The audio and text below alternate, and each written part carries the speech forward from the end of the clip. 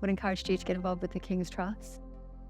The first time I got told all the questions and thoughts running through your head, and is life going to be a normal life, or are we going to go through the route of doctors and hospitals, and everything was just crashing down. I found out that Lyle was a cardiac cystic fibrosis, and I started putting the guilt on me because then I found out I was the carrier.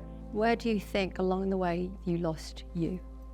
Because you had your first 7 years ago. Yeah. Well, I lost myself after I had Riley. I was 17, I was young, didn't really have much family support, was trying to rebuild the relationships. My mum was trying her best, but she's got a job, she has another child. They gave me a flat that was at the other side of Dundee, so I had no one near us. Didn't drive, I had to rely on public transport. I just felt very isolated on my own. I just started to slip in the net of like depression, like postnatal depression. And you're just 17, you're still a baby yourself. Yeah, and I was just scrimping and scraping and trying to be the happy one, the laughy one that everyone always sort of knew in the family and friend group, and then just found myself a bit, and then I got a job, and then I ended up getting made redundant. And in between that you had another pregnancy. Yeah, I had a miscarriage, which was hard, and that was during lockdown, so I didn't get much support. It was just like, bang, there's another hit. That never leaves you, that feeling. I've been there myself.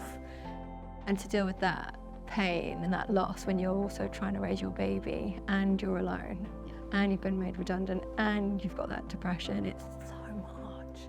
Where do you think you'd be if it wasn't for the King's Trust? I think I'd be in a very dark place. I think I would just be sitting in the house on universal credit, not thriving. So just so happened, I went on Facebook and I saw an ad on the Princess Trust for the health and social care of the NHS, and I thought, that's my sign. That's someone saying to me, there you go, do what you want. What's the worst that's going to happen? Because you'd already been through the worst of it. Yeah, and that's how I was just like, we're going through this. Maybe I just need to find myself, because I was slowly but surely losing myself. The support, I couldn't ask for any more support that I've been given. The moment I walked through the doors, they helped with childcare, the courses that they offer. It gives you that insight and the belief that they have in you. Like when I said to the caseworker, that's my dream, she never went, no, I don't think so. I don't think you could do that. They went, yeah, you will. And they make you believe. And every time that a problem comes up and you think, oh, that's going to knock it down, no, they'll find ways. Where are you now? Tell me what your life looks like. After a rocky road, after I completed the course, I got a job in the gynecological ward. Brilliant. So I am now working in a children's investigation unit, and I'm hoping that in a year or two, once Lyle is off to school, I could then go into my nursing and be a paediatric nurse. So you've done it. So I've done it. And I've done it within a year. Come on, girl. I think your children are very lucky to have you. What an inspirational story, because you could have just said it's too much in one person, but you went and actually added something else to your plate, but to prove yourself and them and everyone else around you that actually I can do this. And you've got cheerleaders here at the King's Trust. Yeah. What do you think your 17-year-old self would say to you now?